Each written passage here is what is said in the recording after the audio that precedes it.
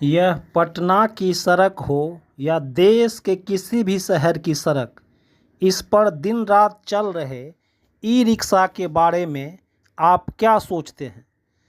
क्या e rickshaw के बिना बिहार ही नहीं, भारत के किसी भी शहर की कल्पना कर सकते हैं? ई रिक्शा को ट्रैफिक जाम का कारण है या रोजगार का सबसे बड़ा साधन, यह सोचने वाली बात है। पटना में ही 18,000 ई रिक्शा पंजीकृत हैं। जब ई रिक्शा को जाम का कारण बताया जा रहा है, तो सवाल है कि क्या ई रिक्शा से पहले सड़क पर जाम नहीं लगता था? सड़क व्यवस्था एकदम सुचारू रूप से चल रहा था। बिहार की सड़क पर यदि ई रिक्शा की भीड़ बढ़ रही है, तो इसका सीधा संबंध है और कोई काम बचा ही नहीं है। इसका संबंध बेतहाशा बढ़ती बेरोजगारी से है। सवाल है, सड़कों पर ई रिक्शा की संख्या क्यों बढ़ी है? राजधानी पटना ही नहीं, आप किसी भी ज़िला मुख्यालय से लेकर गांव-गांव तक जाइए, ई रिक्शा की भीड़ आपको दिख जाएगी। जवाब सीधा सा है, रोज़गार नहीं है। खासकर कोविड के बाद हर शहर में ई रिक्शा की संख्या बढ़ती चली गई है। समय आ गया है कि ई रिक्शा को राष्ट्रीय रोजगार का पहचान कहा जाए या राष्ट्रीय रोजगार ही कहा जाए। इसमें कोई शक नहीं है कि ई रिक्शा के कारण सड़कों पर जाम की भीषण समस्या बढ़ गई है, लेकिन इसमें भी कोई शक नहीं कि ई रिक्शा के कारण रोजगार भी मिलने लगा है। इस पर अध्ययन होना चाहिए कि आज भारत का आईटी सेक्टर ज़्यादा रोजगार दे रहा है या ई रिक्शा सेक्टर। किसी का रोजगार चला जाए तो ई रिक्शा चला रहा है, किसी को नौकरी नहीं मिल रही है तो ई रिक्शा चला रहा है, किसी को दिहाड़ी कम मिल रही है तो ई रिक्शा चला रहा है। नमस्कार, मैं पंकज कुमार। सवाल है कि ई रिक्शा जाम का कारण है या रोजगार का बड़ा जरिया। 7 अगस्त में दैनिक भास्कर में एक खबर छपी है पटना से। उसमें लिखा है, शहर में ई रिक्शा का रूट तय नहीं, 80 अवैध स्टैंड बन गए हैं। सड़कों पर जैसे तैसे दौड़ रही है 18,000 ई रिक्शा, लग रहा है जाम। शहर में ई रिक्शा तेजी से बढ़ रही है। हर साल करीब 2,000 ई रिक्शा का रजिस्ट्रेशन हो रहा है, लेकिन परिवहन विभाग की तरफ से अभी तक परिचालन को लेकर कोई नियम कानून नहीं बनाया गया है। शहर में करीब 18,000 से अधिक ई रिक्शा चल रहे हैं, जिसका रूट तय नहीं है, और करीब 80 अवैध स्टैंड बन गए। ई रिक्शा चालकों ने खुद रूट और स्टैंड तय कर लिए हैं। सड़कों पर जैसे तैसे ई रिक्शा चलने से जाम लग रहा है। किसी को कम सैलरी मिल रही है तो वह काम छोड़कर ई रिक्शा चला रहा है। अलग अलग कारणों से ई रिक्शा चलाने लगे हैं। आज बिहार सहित देश के सड़क पर यदि किसी एक वाहन से पहचान है तो वह है ई रिक्शा। ई रिक्शा ने हमारे शहर की पहचान बदल दी है।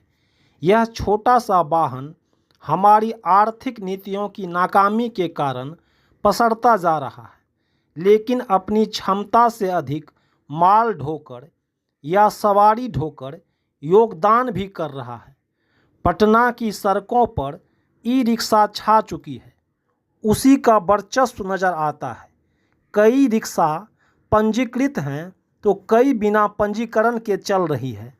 वैध और अवैध के बीच बटी यह ई रिक्शा सैकड़ों युवाओं को वैध रोजगार दे रही है। चाहे जैसे भी हो, आसानी से उपलब्ध हो जाती है। बेरोजगारी के इस दौर में चाहे जो भी हो, ई रिक्शा को इसके लिए तारीफ होनी चाहिए।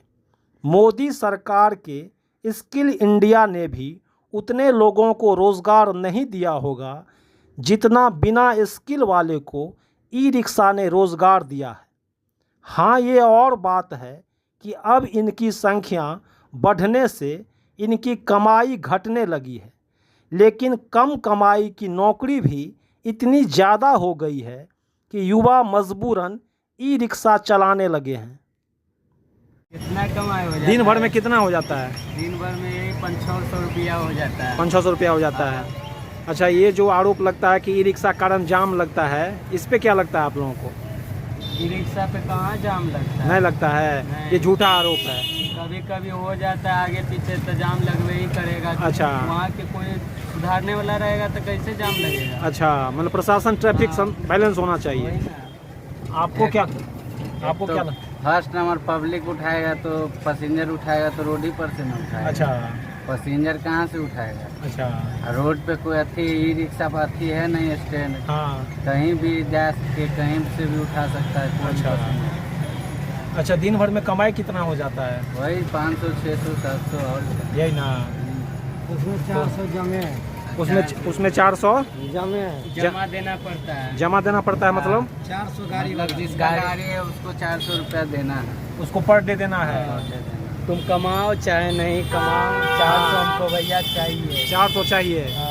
गाड़ी वाला ओहो। अपना गाड़ी है हाँ। तो सही है, नहीं तो फिर वही काम होगा। मतलब सिर्फ चलाने का मतलब 400 काट के बचेगा जो वही होगा आपका। हाँ। अपना गाड़ी वाला जो रहता है ना उसको हाँ, बच जाता है। उसको बच जाता है। जो मतलब जो भाड़ा पे चला रहा है उसको 400 देना है। आप लोग 400 देते हैं काट हाँ, के? देखिए। नहीं दीजिएगा तो गाड़ी नहीं देगा। नहीं देगा, जो कमा रहे हैं वो भी बंद हो जाएगा। वो भी बंद हो जाएगा। जे 5 बजे हम सब गाड़ी लेके जाते हैं ना, हाँ, पकड़ लेता है तो मांगता है पैसा मांगता है। 5 बजे भोर ही सुबह चेक इन लगा देता है। चेकिंग लगा देता है। तो चेकिंग लगाएगा नहीं। तो आज ई रिक्शा रोजगार का सबसे बड़ा उभरता सेक्टर बन गया है। बिहार सहित देश आज ई रिक्शा नेशन बन चुका है। ई रिक्शा के ज़रिए भारत के सुनहरे अर्थव्यवस्था के दावों का जांच करने का भी मौका मिलेगा। यहाँ कई सवाल हैं। ई रिक्शा कौन चलाता है? ई रिक्शा से कौन चलता है? बिहार में सार्वजनिक परिवहन व्यवस्था जर्जर है। ऐसे में ई रिक्शा ने सस्ते सार्वजनिक परिवहन का रूप ले लिया है। वक्त आ गया है कि ई रिक्शा को सरकार की योजना में शामिल करें, सार्वजनिक बहसों का हिस्सा बनाएं, इसकी तकनीकी क्षमता में सुधार करें और इसके सड़कों पर चलने की सही नीति बनाएं, ताकि ई रिक्शा वालों को हफ्ता ना देना पड़े, ताने ना सुनना पड़े कि इनकी वजह से जाम बढ़ गया है, बल्कि तारीफ हो कि इनकी वजह से रोज़गार मिल गया है। इसलिए यदि आप ई रिक्शा नहीं भी चलाते हैं फिर भी इसे सलाम भेजिए, क्योंकि जैसे ही आप सोचते हैं कि आखिर लोग ई रिक्शा चलाने को क्यों मजबूर हो रहे हैं, आपको जवाब मिलना शुरू हो जाएगा। बिहार की जवानी के पास आज ई रिक्शा या मोटरसाइकिल पर होम डिलीवरी करना, यही 2 रोज़गार का सबसे बड़ा जरिया है। ई रिक्शा का सेक्टर सरकार की किसी कोशिश से नहीं बल्कि बेरोज़गारी के कारण अपने आप पैदा हुआ है, लगातार पसरता जा रहा है। ई रिक्शा ने न सिर्फ दूसरे शहरों में पलायन करने वालों को ही रोज़गार नहीं दिया है, बल्कि यह अब अपने ही शहरों और गांवों में रोज़गार दे रही है। ऐसे में यह ज़रूरी है कि बिहार सरकार में एक ई रिक्शा मंत्रालय हो और इसके ई रिक्शा मंत्री हो। भारत सहित बिहार के तमाम शहरों ने यदि किसी वाहन का राज है तो वह है ई रिक्शा वाहन।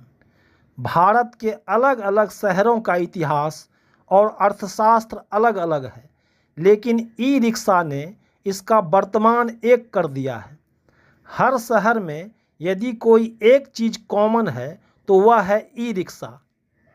सड़कों पर जैसे तैसे ई रिक्शा चलने से जाम लग रहा है। दानापुर से फुलवारी शरीफ होते हुए पुलिस कॉलोनी, अनिसाबाद, गोलंबर होते हुए बेऊर और बाईपास से टोल प्लाजा तक करीब 15-20 किलोमीटर नेशनल हाईवे पर ई रिक्शा संचालन किया जा रहा है। पटना ऑटो मेंस यूनियन के महासचिव अजय कुमार पटेल ने कहा है कि अवैध रूट पर ई रिक्शा का संचालन हो रहा है। ई रिक्शा संचालन के लिए परिवहन विभाग की तरफ से कोई नियम कानून नहीं बना है। ई रिक्शा को लिंक रोड पर चलना था। ऑटो या बस से उतरने वाली सवारी को उसके घर तक पहुंचाने के लिए ई रिक्शा चलाने के लिए अनुमति दी गई थी, लेकिन ई रिक्शा चालक लिंक रोड की जगह मेन रोड पर ई रिक्शा चला रहे हैं।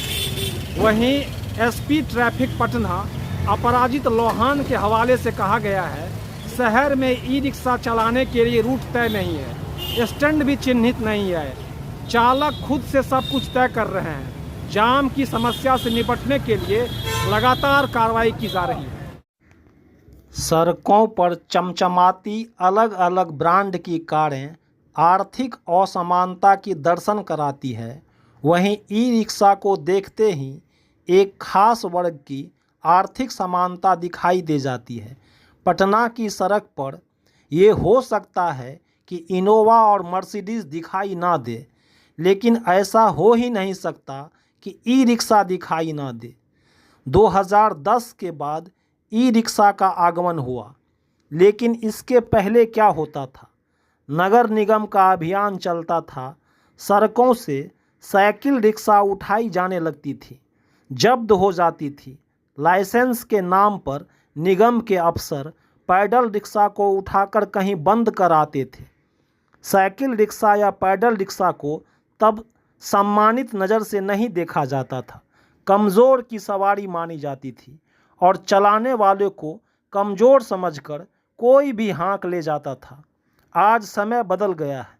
ई रिक्शा की सड़कों पर ताकत इतनी बढ़ गई है कि वही इसकी ताकत बन गया है। ई रिक्शा किसी भी शहर में एक मजबूत वोट बैंक बन गया है। आप इतनी आसानी से ई रिक्शा पर हाथ नहीं डाल सकते हैं जितनी आसानी से पैडल रिक्शा चलाने वाले को हाँक दिया जाता था। तब उसकी संख्या कम हुआ करती थी, मगर अब ई रिक्शा की संख्या हजारों की संख्या में बढ़ गई है और एक तरह से ई रिक्शा ने पैडल रिक्शा को प्रचलन से बाहर करके बेरोजगारी उन्मूलन का ब्रांड एम्बेसडर बन गई है। ई रिक्शा के बढ़ने से उसका पार्किंग और चार्जिंग भी अलग से रोजगार का केंद्र बन गया है। ई रिक्शा इतना बड़ा सेक्टर बन गया है कि इसे ऑर्गेनाइज सेक्टर के रूप में देखने की ज़रूरत है। ई रिक्शा पर बैठे हुए लोगों को देखिए, घटती कमाई के कारण अब ई रिक्शा ही इनके लिए विकल्प है। ई रिक्शा एक सवाल भी है कि पिछले 20 वर्षों के नीतीश राज के फ्लाईओवर और अर्थव्यवस्था के 4 लेन से लोग उतार दिए गए हैं।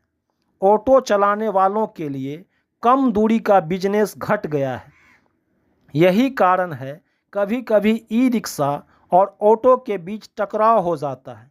पटना स्टेशन के आगे ई रिक्शा चलाने वाले और ऑटो चलाने वाले के बीच होड़ देखिए। हर सवारी पर नजरें गड़ाए रहते हैं, कब लोक लेना है, कब कैच कर लेना है। पटना की सड़कों पर ई रिक्शा को देखिए तो लगेगा ई रिक्शा ने स्मार्ट सिटी पटना को नई पहचान दी है और यही है असली पटना की सारी गरीबी और बेरोजगारी को अगर किसी ने अपनी सीट पर बिठाया है तो वह है ई रिक्शा।